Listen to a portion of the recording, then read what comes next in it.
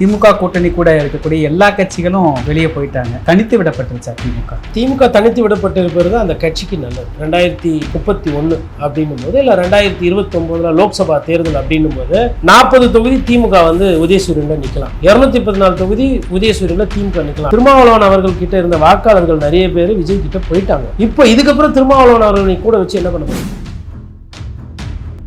கூட்டணி கட்சிகள் பெரிய அளவுல கொள்கையில பிணைஞ்சிருக்கிறோம் அப்படின்னு சொன்னவங்க இன்னைக்கு விஜய பார்த்த உடனே துண்டக்கான துணிய காணணும் ஓடிட்டாங்க அப்படின்னு ஒரு குற்றச்சாட்டு வைக்கிறாங்க. விஜய் அவர்கள் கொள்கை எதிரி பிஜேபி சொன்னார்ல, இப்ப இன்னைக்கு யார் பதவி பிரமாணம் பண்ணி வச்சது? கவர்னர் யார்? அவர் கொள்கை என்ன? சிரிச்சிங்களா இல்லையா? நல்லா சிரிச்சு போட்டோ கொடுக்குறீங்க. கொள்கை எதிரியோட போய் அதிமுகவுக்கு பெரிய கூட்டணி இல்ல, பாஜக ஒரு கூட்டணியா? பாஜக வந்து குறைச்சி விடும், அது கூட்டணி அல்ல. அப்படி பார்த்தா நீங்க சொல்லலாம் எங்களுக்கு காங்கிரஸ் தான் குறைச்சி விட்டுச்சுன்னா, காங்கிரஸ் ஏதோ பரவாயில்ல, பாஜகனாவே ஓட்டு குறையும். கூட்டணின்றதை விட தன்னோட சொந்த கட்சி பலமா இருக்கும், அதுதான் ரொம்ப முக்கியம். இன்னைக்கு தேதியில கூட்டணியில இருந்து தனித்து விடப்பட்டிருப்பது உண்மைதான். அரசியல்வாதிகளை மட்டுமே அரசியல் பண்ண வைங்க, ஆன்மீகவாதியை கூட உள்ள விடாது. வைகோ அவர்களுடைய நிலைப்பாடு ஓட்டெடுப்புக்கே வரல, விஜய் பக்கம் போற மாதிரி. அன்புமணி கூட விஜய்க்கு ஒரு ஆதரவு எடுக்கிறாரு. கூட்டணி கட்சிகள் எல்லாம் விஜய் பக்கமும் திமுக அதிமுக ஒரு எதிர்பக்கமும், அப்படி ஒரு அரசியல் பார்வை தான் எதிர்காலத்துல இருக்குன்னு ஒரு கணிப்பு வைக்கிறாங்களா?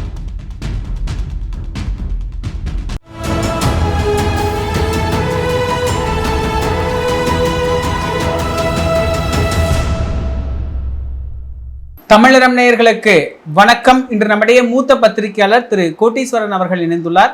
சார் வணக்கம். சார் வணக்கம். நேயர்களுக்கு அன்பு வணக்கம். ஒரு புறம் திமுக கூட்டணி கூட இருக்கக்கூடிய எல்லா கட்சிகளும் வெளியே போயிட்டாங்க. தனித்து விடப்பட்டுருச்சா திமுக தனித்து விடப்பட்டிருப்பது தான் அந்த கட்சிக்கு நல்லது. ஏன் அப்படின்னா, இப்போ அடுத்த 214 தொகுதி அடுத்த தேர்தல் 2031 அப்படின்னும் போது இல்லை 2029 லோக்சபா தேர்தல் அப்படின்னும் போது 40 தொகுதி திமுக வந்து உதயசூரியனில் நிற்கலாம், 214 தொகுதி உதயசூரியனில் திமுக நிற்கலாம். அப்படின்னா என்ன அர்த்தம்னா, சொந்த கட்சிக்காரன் சொந்த அவங்களோட வலிமையில், அவங்களோட தொண்டர்களோட உழைப்பில், அவங்களோட தலைவரோட மேற்பார்வையில் நிற்கலாம் தேர்தல் அப்படின்றது ஒரு விஷயம். இது வந்து பிளெஸிங் இன் டிஸ்கைஸ். 2 திராவிட கட்சிகளுக்குமே இந்த தோல்விங்க, வெற்றி தோல்வின்றது வரும் போங்க அரசியல் கட்சியில். நீங்கள் அதிலேருந்து என்ன பாடம் கற்றுக்கிட்டு என்னென்ன சரி செய்கிறீங்கன்றது தான் முக்கியம். அப்போ திமுக தனித்து விடப்பட்டிருக்கிறதா அப்படின்னு பார்க்கும்போது திமுக கூட்டணிகள் போயிடுச்சு. திமுக வந்து பல வருடங்களாக கூட்டணி பலத்தில் பயணம் செஞ்சது உண்மைதான். ஆனால் திமுக வந்து ஒரு விஷயத்தை ரிஸ்க் எடுத்து பார்க்கவே இல்லை, தங்களை தயார்படுத்திக்கவே இல்லை. என்னன்னா, அம்மையார் ஜெயலலிதா மாதிரி அதிமுக மாதிரி தனியாக களமாடினா என்ன கிடைக்கும்? ஒரு விஷயத்தை நீங்கள் பண்ணி பார்த்தா தான் வந்து ரிசல்ட் கிடைக்கும். இப்போ விஜய் வந்து ஒரு விஷயத்தை தனியாக பண்ணி பார்த்தார், கூட்டணியே இல்லாமல் போனார். அது நல்ல விதமாக அவருக்கு வந்து மிகப்பெரிய வெற்றியை கொடுத்துருக்கு, எதிர்பாராத அளவுக்கு வெற்றியை கொடுத்துருக்கு. மேபி திமுகவா அந்த மாதிரி ஒரு விஷயத்தை வந்து எக்ஸ்ப்ளோர் பண்ணணும் ஃபஸ்ட்டு. ரெண்டாவது வந்து இப்போ இந்த கூட்டணி இல்லாததுனால எந்தெந்த தொகுதி தோற்றோம், ஏன் தோற்றோம், எதுக்கு தோற்றோம், மாவட்ட செயலாளர் மீது பிரச்சனையா, இல்லை கட்சிக்காரங்க சரியில்லையா, இல்லை தொண்டர்களை நம்ம கவனிக்கலையா, இல்லை மக்களையா நம்மளை வெறுத்தாங்க, உட்புற சாலைகள்லாம் சரியாக போடாததுனால, இந்த உள்ளாட்சி கவுன்சிலர்கள்னால இவ்வளோ கெட்ட பேரா? கவுன்சிலர்கள் மிகப்பெரிய கெட்ட பேரை கொண்டு வந்திருக்காங்க. அரசு ஊழியர்கள் காலங்காலமாக நம்மளை நம்பி இருந்த அரசு ஊழியர்கள் ஏன் கைவிட்டாங்க, நம்மளை ஏன் ஓட்டு போடல? அப்போ அந்த அதிகாரிகள்லாம் சொன்னாங்களே இது சரியாயிடுச்சு, பிரச்சனை இல்லை, போராட்டத்தை நிறுத்தி வச்சிட்டோன்னு சொன்னாங்களே, அப்போ அவ்வளோ பேரும் பொய் சொல்லியிருக்காங்களா? என்ன நம்ப வச்சு என்னை ஏமாத்தினாங்களா? அப்படின்ற இந்த கேள்விகள் இருக்குல்ல, இந்த கேள்விகள்லாம் இப்போ என்னன்னா திமுகவுக்கு டைம் இருக்குது. இந்த கேள்விகள் போஸ்ட்மார்ட்டம் பண்ணுறதுக்கு, அட்டாப்சி பண்ணுறதுக்கு, மறுபரிசீலனை பண்ணுறதுக்கு இதுக்கெல்லாம் இருக்குது. அதனால் இந்த நேரத்தை வந்து இந்த 6 மாதத்தை வந்து முழுக்க அதற்கு பயன்படுத்திட்டு, அப்புறம் எதிர்கட்சியாக இருக்கும்போது வேலை ஜாஸ்தி, அரசு ஒரு சில தவறுகள்லாம் செய்யும், அதை சுட்டி காட்ட வேண்டிய இடம் இருக்குது. அதான் தனித்து விடப்பட்டிருந்தாலும் அரசியல் ரீதியாக இது வந்து அவர்களுக்கு வந்து ஒரு நல்ல வலிமை, ஒரு நல்ல ஒரு விஷயத்தை வந்து கொடுக்கும். இப்போ திருமாவளவன் அவர்கள்கிட்ட இருந்த வாக்காளர்கள் நிறைய பேர் விஜய் கிட்ட போயிட்டாங்க, தான் உண்மை. இப்போ இதுக்கப்புறம் திருமாவளவன் அவர்களை கூட வச்சு என்ன பண்ண போறீங்க? It doesn't serves any purpose. அதற்கு பதிலாக உங்கள் கட்சியில் இருக்கிற சிறுபான்மையினர், இப்போ புகாரி வந்து சேர்ந்துருக்காரு, அலீம் புகாரி, காங்கிரஸ் சிந்தனை உள்ளவர், காங்கிரஸ் பண்ணது தப்பு, நீங்கள் திமுக பண்ணது துரோகம்னு சொல்லிட்டு அண்ணா அறிவாலயத்தை வந்துருக்கு. நல்ல பேச்சாளர், பணம்லாம் பெருசாக வச்சுருக்கிற மாதிரி தெரியல. பார்த்தா வல்லம் பஷீர் மாதிரிலாம் இருக்கிறாங்க. நான் எதுக்கு சொல்கிறேன்னா, இப்போ இந்த சிறுபான்மையினர்லாம் இருக்கிறாங்க, அந்த மாதிரி ஆட்களை தேடி திமுகவில் அவங்க கையை வந்து பலமாக்குங்க. ஐயோமலுக்கு 2 சீட்டு கொடுத்தது பதிலாக ஆவடியில் நாசர் எப்படி இருக்கிறாரு, ஜெஞ்சியில் மஸ்தான் எப்படி இருக்காரு, அது பழைய தலைமுறை. புதிய தலைமுறைக்கு அடுத்து இருக்கிறவங்களுக்கு சுபேர்கானை திருப்பி ஜெயிக்கணும். டாக்டர் சையத் ஹஃபீசுல்லா பேச்சாளர், மருத்துவர், சையத் ஹஃபீசுல்லாவை ஒரு எம்எல்ஏ ஆக்கணும், இல்லை நாளைக்கு ஹஃபீசுல்லாவை ஒரு அமைச்சர் ஆக்கணும், வல்லம் பஷீர், அதுக்கப்புறமா வந்து இவர் புகாரி.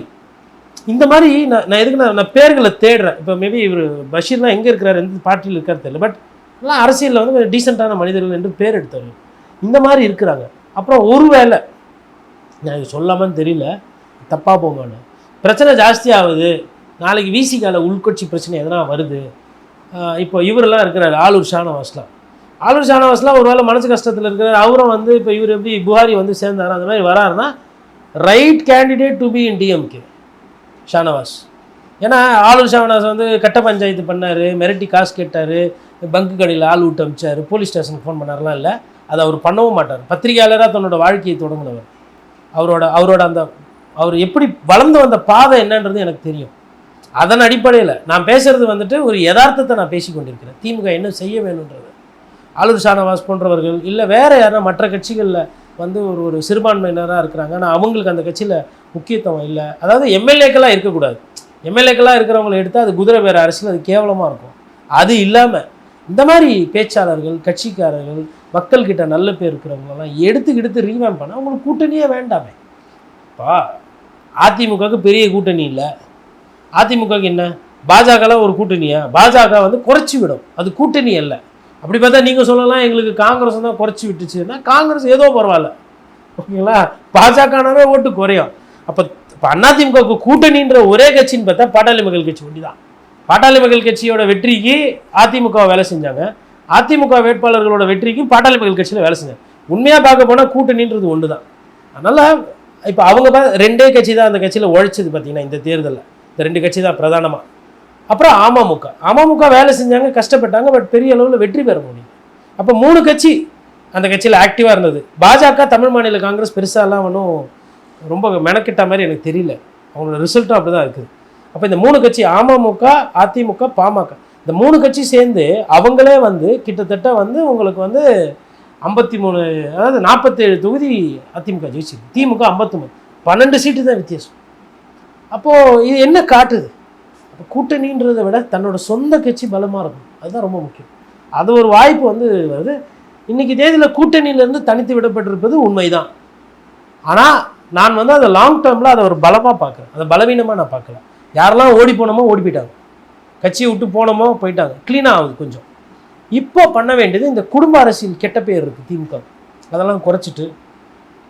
சமீபத்தில் கூட ஐயா சபரீசன் வந்து ஒரு காணொலி போட்டிருந்தார், இது ஒரு அறிக்கை மாதிரி விட்டுருந்தார். பெண் நிறுவனம் எங்கள் பேரை வந்து கெடுக்கிறாங்க, நாங்கள் வந்து உண்மையாக உழைப்போம். சார், பாலிடிக்ஸ் பண்ணுறதுக்கு ஸ்டாலின் இருக்கார், அவரால் முடியல, அவருக்கு வந்து டைம் இல்லை அப்படின்னா அடுத்த லெவலில் பண்ணுறதுக்கு உதயநிதி ஸ்டாலின் இருக்கார், அதோடு நிப்பாட்டும். நான் வந்து இதை பொதுவாக சொல்கிறேன். எனக்கு வந்து ஐயா சபரீசன் மீது அவர் நான் பார்த்தது கூட கிடையாது, பார்க்க போகிறதும் கிடையாது, தேவையும் கிடையாது. அவரோட நலனுக்காகவும் இந்த கட்சியோட நலனுக்காகவும் சேர்த்து தான் சொல்கிறேன். இந்த பெண்ணுன்ற ஒரு நிறுவனம் நீங்கள் நிறுத்துறீங்க, அதை எனக்கு தெரிஞ்சு வேறு யார்கிட்டனா ஒப்படைச்சிட்டு அதோட பொறுப்பை வெளியில் என்ன ஆகுன்னா, நீங்கள் வந்து பவர் சென்டரோடு இருக்கீங்க, இது தேர்ட் பார்ட்டி செய்ய வேண்டிய வேலை. அதாவது கட்சியில் இல்லாமல் 3வது வெளிநபர் வந்து ஒரு கணக்கை எடுத்து ஒரு விஷயத்தை சொல்லும்போது அவங்க எதுக்கும் பயப்பட மாட்டாங்க. பணம் கொடுத்தா அவங்க வேலை செய்ய போகிறாங்க, பணத்துக்கு அவங்க வேலை செஞ்சுட்டு ரிப்போர்ட்டை கையில் கொடுத்துட்டு போயிடுவாங்க. நீங்களே எடுத்து பண்ணுறீங்க. ஒருவேளை உதயநிதியோ இதே மாதிரி ஒரு டீமை போட்டு பண்ணுறாருன்னா அவங்க அந்த அரசியல் ரீதியாக அந்த டச் இருக்கும், பிஏக்கு பழக்கப்பட்டவங்களாக இருப்பாங்க, மாவட்ட செயலருக்கு பழக்கப்பட்டமாக இருப்பாங்க, அதெல்லாம் இருக்கக்கூடாது. எடப்பாடி பழனிசாமி ஒரு விஷயம், அவங்களுக்கும் ஒரு டீம் வேலை செஞ்சுது, அவங்களோட பேர் எதனா ரிப்பேர் ஆச்சா? பிரமண்யா பண்ணுச்சு, பிரமண்யா பேர் எதனா ரிப்பேர் ஆச்சா? பிரமண்யா சீட்டுக்கு காசுக்கு வாங்கினாங்க, பிரமண்யா கேண்டிடேட் தள்ளினாங்க உள்ள, எதுவுமே வரலையே. பிரமண்யா பொறுத்தவரை நான் வேலை பார்த்தேன், கட்சி ஜெயிக்கலை, அந்த கட்சியோட மாவட்ட செயலர்கள் நிறைய இடத்துல சரியாக பண்ணல. எங்களோட வேலை வியூக வகுப்பு கொடுத்தோம், நாங்கள் ஒரு சில நேரத்தில் ஜெயிச்சிருக்கோம், ஒரு சில நேரத்தில் முடிஞ்சு போச்சு. ஆனால் பெண்ணுக்கு அப்படி இல்லை. அப்போ இதுதான் சொல்கிறோம் நம்ம, என்னன்னா இதெல்லாம் தள்ளி வைக்கணும். சரி, இப்போது நிறைய வேலைகள் இருக்கும், மற்றது அவ்வளோ பெரிய குடும்பம், அது அவங்களோட ஃபேமிலி ரிக்குவயர்மெண்ட்ஸு, மற்ற விஷயங்கள் பார்க்க வேண்டியது, பிஸ்னஸஸ் இருக்கும், அவங்க பிஸ்னஸ் நடத்தலாம், ஃபேமிலி பிஸ்னஸ் நடத்தலாம். இப்போது கலாநிதி மாறன் இருக்கிறாரு, கலாநிதி மாறனால இப்போது சமீபமாக எதனா திமுகவுக்கு பெரிய பிரச்சனை தலைவலி எதனா இருக்கா? அவர் யார்? Is a business man, he runs his own business, as simple as that. அது மாதிரி நீங்கள் வந்து ஒரு பிஸ்னஸ் டைனாஸ்டியில் போயிடலாம். You can be a corporate. ஒரு கார்பரேட்டு தனியாக இருக்கிறது எந்த தப்பும் கிடையாது. கார்பரேட் அரசியல்வாதி இன்ஃப்ளூயன்ஸ் பண்ணுறது தான் தப்பு. கார்பரேட்டே வந்து அரசியலில் இறங்குறது தான் தப்பு.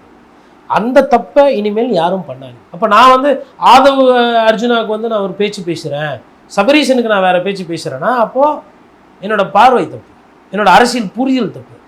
அரசியல்வாதிகளை மட்டுமே அரசியல் பண்ண வைங்க, ஆன்மீகவாதியை கூட உள்ள விடாது.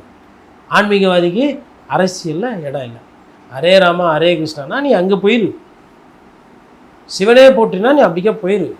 ஜீசஸ் மேரியை நீங்கள் கும்பிடுறீங்கன்னா உங்கள் வேலை வேறு, உங்கள் பாதை வேறு. அல்லாஹ் அக்பர் சொல்கிறீங்கன்னா அதனுடைய பாதை வேறு. எல்லாத்தையும் இதில் வந்து அரசியலில் விடாதீங்க. அரசியல்வாதிகளை பியூராக அரசியல்வாதியா அரசியல், கொஞ்சம் சாராய கடை வச்சிருக்கிறாரு, கொஞ்சம் அரசியல் பண்ணிக்கிறாரு, ரியல் எஸ்டேட் பண்ணுறாரு, கொஞ்சம் அரசியல், அதெல்லாம் வந்து கட்சிக்கு நல்லதே கிடையாது. இதுக்கப்புறம் அதெல்லாம் மாற்றுறது தான் ரெண்டு திராவிட கட்சிகளுக்கும் நல்லது. அப்படி ஒரு பாதையில் போனாங்கன்னா திமுகவுக்கும் இது அட்வான்டேஜ் தான், ஏடிஎம்கேக்கும் அட்வான்டேஜ் தான். ஒன்றும் மோசமான தோல்வியெல்லாம் தோற்று போயில்லை. இந்த 2 வாக்குகளை சேர்த்தா விஜய் அவர்களை விட அதிகமான வாக்குகள் அது. விஜய் அவர்கள் 3ல் 1 பங்கு வாங்கியிருக்கிறாரு, மிச்சம் 2 பங்கு இவங்க இந்த மற்ற கட்சிகள் தான் வாங்கியிருக்கு. நாம் தமிழர் கட்சி 4% வாங்கியிருக்கு, நோட்டாக்கும் ஓட்டு போயிருக்குது, சுயேட்சைகள் ஓட்டு வாங்கியிருக்கிறாங்க. எல்லா ஓட்டும் விசிலுக்கு போல. அதனால் அந்தந்த கட்சியை சரி செஞ்சு அந்த கட்சி எதிர்கட்சியை ஆக்க போவோம் நடந்தால் ஒரு நல்ல ஜனநாயகம் வந்து இருக்கும். இதில் கூட்டணி கட்சிகள் பெரிய அளவில் கொள்கை கூட்டணி, கொள்கையில் பிணைஞ்சிருக்கிறோம் அப்படின்னு சொன்னவங்க இன்னைக்கு விஜயை பார்த்த உடனே துணியை காணணும் ஓடிட்டாங்க அப்படின்னு ஒரு குற்றச்சாட்டு வைக்கிறாங்களே, அது உண்மைதானே சார்? நான் தான் அதை ஃபஸ்ட்லேருந்தே சொல்கிறேன், கொள்கைன்றது சும்மா தமாசு பொய், மக்களை ஏமாத்துறதுக்கு இவங்களாம் சொல்கிறது. விஜய் அவர்கள் கொள்கை எதிரி பிஜேபி சொன்னார்ல, இப்போ இன்றைக்கி யார் பதவி பிரமாணம் பண்ணி வச்சது? கவர்னர் யார்? அவர் கொள்கை என்ன? சிரிச்சிங்களா இல்லையா? எல்லாம் நல்லா சிரித்து போட்டோ கொடுக்குறீங்க கொள்கை எதிரியோட போய். அப்போ யதார்த்தத்துக்கு வரணும். இப்போ கொள்கை இப்போ பிஜேபி இப்போ முதல்வர் அமைச்சர் வந்து போய் பிரதமரை பார்க்கணுன்னு சட்டத்தில் எதுனா இருக்கா? எனக்கு தெரிஞ்சு இல்லை. புரோட்டோகால் பிரகாரம் போய் பார்க்கலாம், ஒரு நட்பு பாராட்டுறதுக்கு, ஒரு டிப்ளமேட்டிக்காக டைஸ் இருக்கிறதுக்கு போய் பார்க்கலாம். But there is no rule. நீங்கள் போய் அவருக்கு பிரைம் மினிஸ்டருக்கு ரிப்போர்ட் பண்ணணும், பிரைம் மினிஸ்டர்கிட்ட டிஸ்கஸ் பண்ணணும். பட் போய் பார்த்தா தமிழ்நாட்டுக்கு நல்லது அப்படின்றது புரிதல். பிஜேபி வந்து கொள்கை ரீதியாக நம்ம பேசுகிறோம், பிரதமர் மோடி அவர்களே நான் 1000 விமர்சனம் வைக்கிறேன், அது வேறு சப்ஜெக்ட்.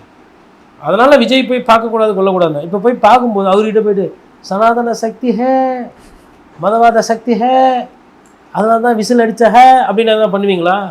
சிஎம் அங்கிள் அப்படின்னீங்களா? அங்கே போய்ட்டு பிஎம் அங்கிள் அப்படி பண்ணுவீங்களா? பண்ண மாட்டீங்களா? அப்போ நட்பு தோஸ்து தானே, நட்பு தானே. ஆனால் சொல்லும்போது வந்து கொள்கைன்றீங்க. அதனால் இந்த கொள்கைலாம் ரொம்ப பேசி மக்களை வந்து, அதுவும் அந்த அண்ணன் திருமாவளவன் இது போன்றவர்கள், அப்புறம் அதிகமாக அந்த கொள்கை பேசுகிறது அண்ணன் சீமான் அவர்கள். அவர் ஓகே, சீமான் அவர்களும் கம்யூனிஸ்ட்டுக்கும் பேசிக்கலாம், ஏன்னா இன்னும் அதில் கலப்படம் பண்ணிக்கலாம் அவங்க, அதனால் அவங்க பேசிட்டா. பட் அவங்களுக்குமே நான் என்ன சொல்கிறேன்னா, கொள்கையை கொஞ்சம் குறைச்சிக்கிட்டு கொஞ்சம் யதார்த்தத்துக்கு வாங்க. யதார்த்தம் தான் ஒரு மனிதனை வந்து அரசியலில் வந்து மேலே தூக்கிட்டு போகும். ஒரு யதார்த்தவாதியால் தான் ஒரு மதவாதியையும் சரி திருத்த முடியும், மதத்தை வெறுக்கிறவனையும் மதத்தையும் நேசிக்கலான்ற அந்த பக்குவத்துக்கும் கொண்டு வர முடியும். மதமே வேணான்னு நினைக்கிறவங்களும் ஒன்றும் தப்பு இல்லை, மனிதாபிமானம் இருக்குது அப்படின்னு ஒரு யதார்த்தவாதி ஒரு தலைமை பண்புக்கு தான் எல்லாரையும் சேர்க்க முடியும். அந்த அடிப்படையில் பார்க்கும்போது கொள்கைன்றது வந்துட்டு ஒரு என்ன சொல்கிறது, ரொம்ப நாளாக அந்த கொள்கையை சொல்லி ஏமாற்றிட்டாங்க. இப்போ இயற்கை மீது ஒரு காதல் இருக்குது, ஒரு கொள்கை இருக்குன்னா அது எனக்கு புரியுது. சதீசனோட அந்த திட்டத்தோட வெளிப்பாட்டில் அது இருக்குது, அது எனக்கு புரியுது. மற்றபடி இந்த கூட்டணிக்காக கொள்கை, அரசியல் கொள்கை பேசுகிறாங்க பாருங்க, அதிலெல்லாம் எனக்கு உடன்பாடே கிடையாது. இதில் வைகோ அவர்களுடைய நிலைப்பாடு ஓட்டெடுப்புக்கே வரல, ஒரு விஜய் பக்கம் போகிற மாதிரி. அன்புமணி கூட ஒரு விஜய்க்கு ஒரு ஆதரவு எடுக்கிறாரு. அதிமுகவும் ஒரு பக்கம் உடஞ்சிருக்கக்கூடிய ஒரு நிலைமை பார்க்குறோம்.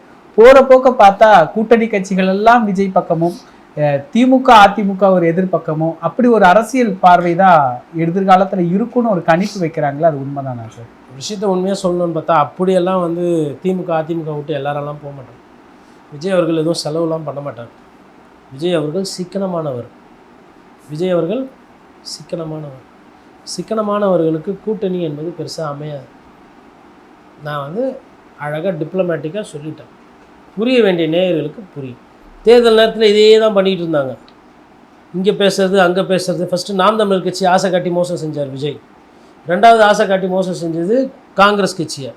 3வது ஆசை காட்டி அதிக நாள் இழுத்து பேசி மோசம் கட்டினது அதிமுகவை. அதுக்கப்புறம் பிஜேபி கூட பேசிக்கிட்டு இருக்கிறாரு அப்படின்னு இந்த டெல்லி சிபிஐ கேஸ் நிலுவையில் இருந்தப்போ பேசப்பட்டது. ஒரு ஆள் விடல, எல்லாருக்கூடையும் பேசப்பட்டது, எல்லாருக்கூடையும் கதை கேட்கப்பட்டது, கேட்டு எல்லாருக்கும் வந்து டாடா பை பை அப்படின்னாரு. இது அதிமுகவில் ஒரு சிலருக்கு புரியல, இப்போ புரிஞ்சிருக்கும். எனக்குமேங்க சொல்லு சுத்தமாக இருக்கணும் அரசியல்வாதிகளுக்கு. விஜய் அவர்களுக்கு நான் சொல்லுகிறேன், சொல்லு சுத்தமாக இல்லை. பட் ஆனால் நான் என்ன பார்க்குறேன்னா, விஜய் அவர்கள் வந்து ஒரு 5 வருஷம் இருக்கணும், அந்த ஆட்சி நீடிக்கணுன்றத மாதிரி தான் நான் பார்க்குறேன். காரணம் என்னன்னா, நிறைய படிப்பினை, நிறைய பாடங்கள் எதிர்க்கட்சிகள் கற்றுக்க வேண்டியது இருக்குது. குடும்ப அரசியல், குடும்பமாக அரசியல் பண்ணுறது, ஊழல்வாதிகளுக்கு முக்கியத்துவம். இப்போ தங்கமணி, சி.வி. சண்முகம்லாம் இவ்வளோ பஞ்சாயத்து பண்ணுறாங்க இல்லையா, பிரச்சனை ஆயிடுச்சுல்ல. அதே மாதிரி லீமா ரோஸ் எடுத்துகிட்டு வந்து எடப்பாடி பழனிசாமி சேர்த்துக்கிட்டார்ல. படிப்புன்னு என்ன, பாடம் என்ன, எதுக்கு லீமா ரோஸ் அவர்களுக்கு நீங்கள் முக்கியத்துவம் கொடுத்து, அதனால் வந்த வேணம் தானே உடச்சி சொல்லுவோமே. மாற்றினவர்கள் குடும்பம் வந்து இன்றைக்கி தமிழக அரசியலில் கால் ஊன்றி விட்டது. அனுபவிச்சது யார்? இதுக்கு வந்து இது போட்டது யார்? விதை போட்டது யார்? ஃபஸ்ட்டு விதையை வந்து திமுக போடுது. ஆதவர்ஜுன் அப்படி தான் வராரு. இப்போ 300ன்னு ஒரு படம் இருக்கும், பருத்தி வீரன்னு தமிழில். அதில் தொழில் என்னன்னு கேட்பாப்பில். நான் பெயிண்ட் அடிக்கிறேன், நான் ப்ளம்பரு, நான் முடி வெட்டுறேன். இந்த சைடு திருப்பி உன் தொழில் என்னன்னா சிப்பாயின்வான். தந்தா என் கூட இருக்கிறது யாருன்னு. ஏதேதோ தொழில் பண்ணுறவங்களெல்லாம் கூட்டின்னு வந்து அரசியலில் சேர்த்ததுனால தானே இன்றைக்கி இந்த பிரச்சனை. ஒழுங்காக கட்சிக்காரனை வச்சுருந்தா அவன் சிப்பாய் மாதிரி கூட நின்று வந்துருப்பாப்லையா? ஏன் யோசிக்க மாட்டேன்றீங்க? இன்னும் 2000 3000 நீங்கள் குத்த காசை மக்களை துச்சமாக மதித்து உங்களுக்கு பட்டநாமம் போட்டு ஓட்டை மாற்றி போட்டாங்க. இன்னுமாவா பணமாக நம்புறீங்க? இன்னுமா பணக்காரனாக இருக்கிறவங்களாம் ஜெயிப்பாங்க நம்புறீங்க? காசு கீசு எதுனா இருந்தால் புள்ள குட்டிங்களெல்லாம் போய் படிக்க வைக்கணும். இனிமேல்ட்டு இந்த 2000 ரூபா கொடுக்குறது ஓட்டுக்கு, 3000 ரூபா கொடுக்குறது, அதெல்லாம் இனிமேல் மறந்துடணும். இனிமேல்ட்டு நல்ல அரசியல் பண்ணணுன்னா இனிமேல் வந்து என்னோட ஆசை, மக்களுக்கு இனிமேல் கண்ணில் காசே கொடுக்காதீங்க. இங்கே 3000 வாங்குறது, இங்கே 2000 வாங்குறது, எங்கள் வீட்டில் 5 ஓட்டு 25000 எடுத்து போய் விசிலுக்கு போகுது. உனக்கும் நாமம் வர தேர்தலில் மக்களுக்கும் இனிமேல் நிறைய கொடுப்பாங்க. இனிமேல்ட்டு அவங்களுக்கு எவ்வளோ, அதாவது காசை வாங்கிக்கின்னு மாற்றி குத்துன உங்களுக்கே இவ்வளோ சந்தோஷம்னா அவங்க எவ்வளோ கடுப்பில் இருப்பாங்க. எனக்கு தெரிஞ்ச அடுத்த 6 மாதத்துக்கு விசிகே ஐயுஎம்எல்லாம் அந்த சப்போர்ட்டை வாபஸ் வாங்க போகிறதில்ல. 6 மாதத்துக்கு போவோம். 6 மாதத்துக்கு அமைதியாக உட்காந்துக்கிட்டு உங்கள் கோபத்தெல்லாம் விஜய் மீதி காட்ட முடியாது. இதில் இப்போ என்னன்னா, இதில் எடப்பாடி பழனிசாமி உண்மையிலே பாவம், புரியுதுங்களா? அதாவது எதில் பாவம்னா, அவருக்கும் ஆசை இருந்திருக்கும், அவருக்கும் போச்சு, ஓகேங்களா? ஆனால் அவருக்கு கொஞ்சம் புத்திசாலித்தனமாக இந்த தம்பி கதை கேட்டுட்டு நட்டாத்தில் விட்டுருவாங்க. அதனால் விஜய் நம்பி போகக்கூடாதுன்னு சொல்லிட்டு அவர் முடிவெடுத்து அவருக்கு கௌரவமாச்சு கடைசியாக நீக்கட்டும் அதிமுக ஒரு முடிவு.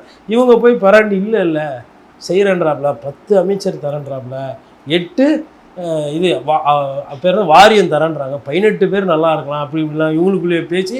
அப்புறம் என்ன ஆச்சு, 10 வாரியமாகி 8 அமைச்சராகி, அப்புறம் 6 வாரியமாகி 6 அமைச்சராகி, அப்புறம் கட்சியில் 4 ஆகி, அப்புறம் 3 ஆகி. சரி, அதில் 3 எதுனா வந்து சின்ன டிபார்ட்மெண்ட்லாம் பேசப்பட்டது. அதுக்கப்புறம் பார்த்தா அதுவும் இல்லை. நிகழ்கால அரசியல் குறித்து பல தகவல்களை பகிர்ந்து கொண்டதுக்கு நன்றி.